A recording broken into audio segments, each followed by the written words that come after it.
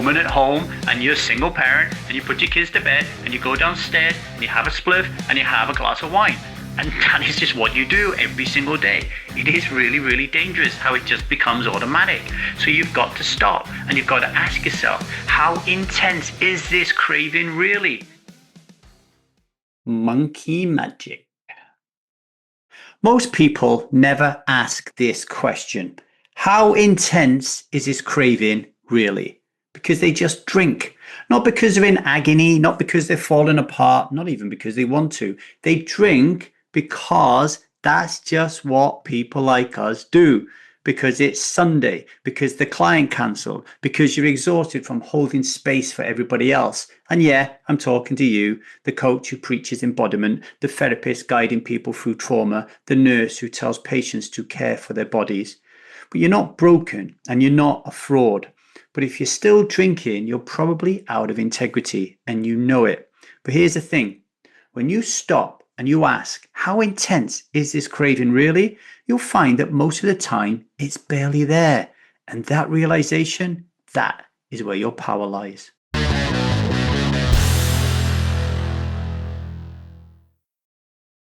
Hello everybody, my name is Lee Davy. I am not an alcoholic. I refuse to be anonymous. I am someone who lives a self-led life, alcohol-free as fuck, and I spend every waking moment of that life helping other people do the same, like right now.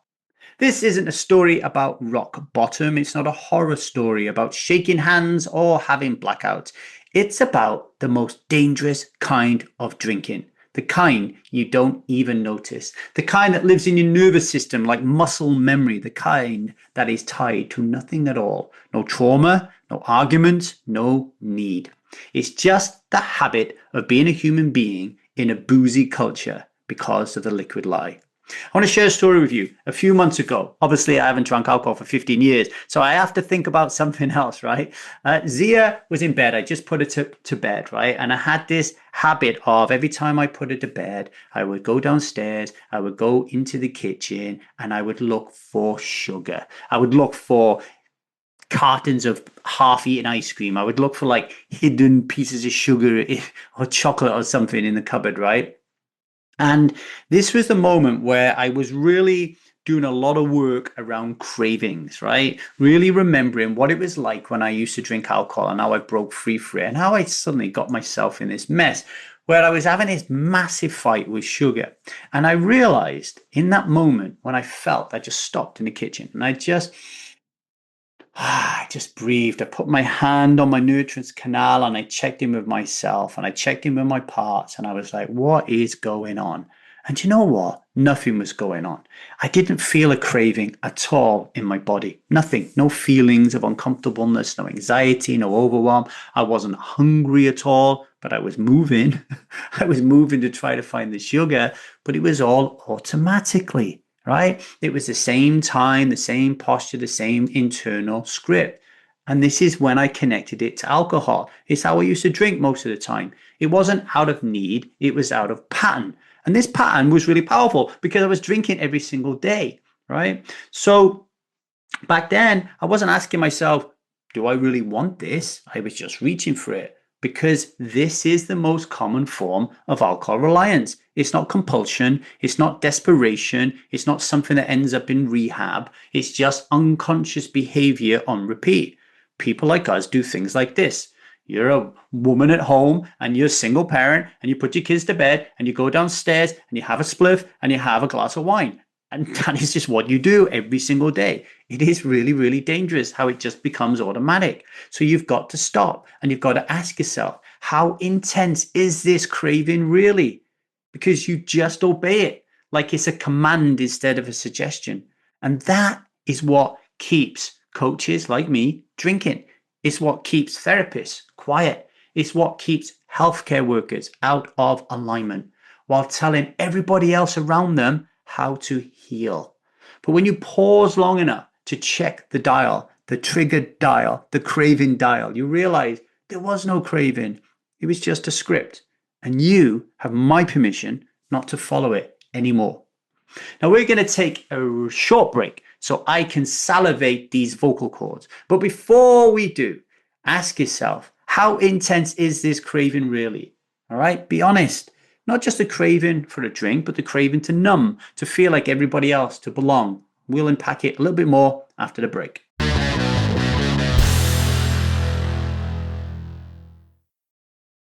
Welcome back to the 1000 Days Sober podcast. And today we're asking a question that you should always ask yourself when you're craving alcohol. And that is, how intense is this craving really? Because at Strive, we don't white knuckle our way through urges, we rate them.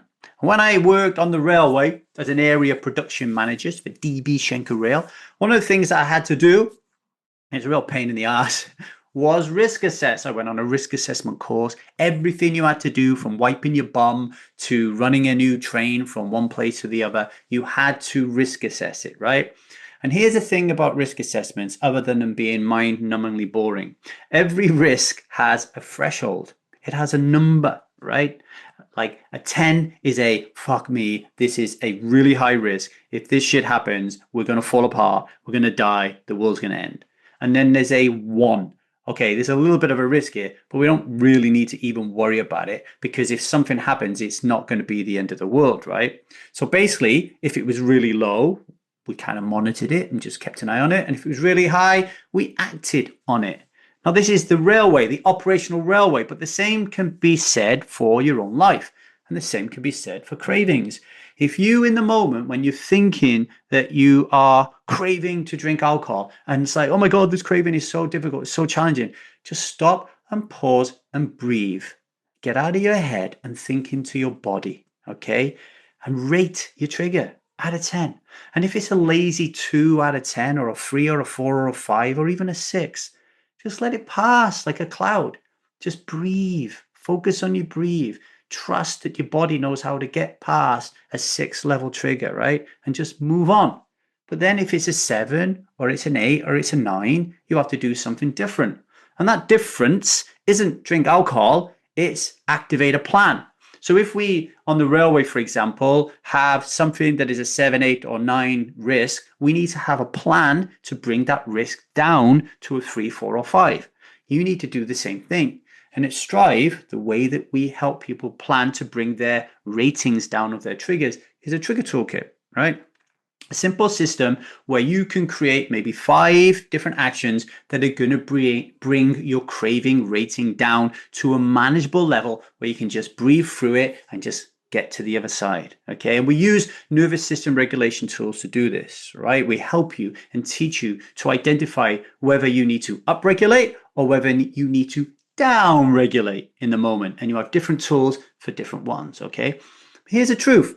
Actually, you rarely need the toolkit. And this is why you'll hear me say that a lot of people out there, most people out there will tell you that becoming alcohol free as fuck is really difficult. It's really challenging, and it's horrendous, and it's a horrible journey. Not for me, and not for the hundreds of strivers that I've helped through the Strive method, right? This is one of the reasons why it's easy to become alcohol free as fuck. And it's actually fun as well, because most of the time the craving is barely flickering on the trigger dial. And once you realize that, once you own that, there's power in it. You stop being afraid of it. You stop obeying it, and you start living alcohol free as fuck.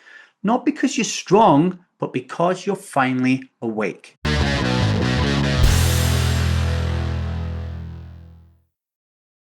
Anyway, on to today's daily vow. Today, I will not drink because I know this craving isn't as intense as I think it is. It's just familiarity. Did I say that right?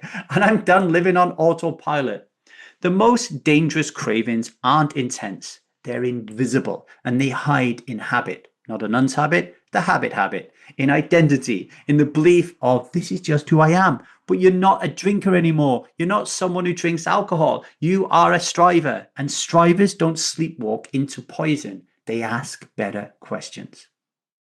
Today, as you go about your day being super cool, alcohol free as fuck, understanding and feeling into your body and rating your trigger cravings, ask yourself these moments.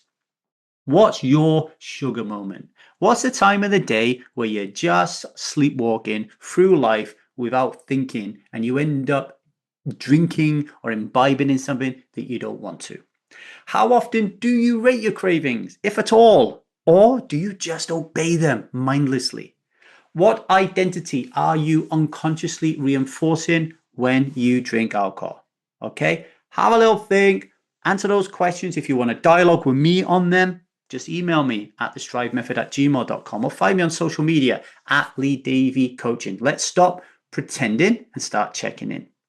This is all I have time for today, ladies and gentlemen. I'm about to rush off to the library to print out some letters that I'm going to send to Her Majesty's Passport Office and the Royal Mail because they've lost my American visa. Damn those people. If this episode struck a chord with you, if you're a coach, therapist, or healthcare worker living out of alignment with your truth like I was for so often, and even now, every now and then slip out of it, reach out and have that conversation with me, right? There's nothing more uncomfortable and disturbing for people in this line of work than being out of integrity, telling somebody, hey, you need to look after this and you need to heal here and you need to do this and you need to do that. And all the time we go home after work and we're drinking alcohol, right? Putting poison in our bodies.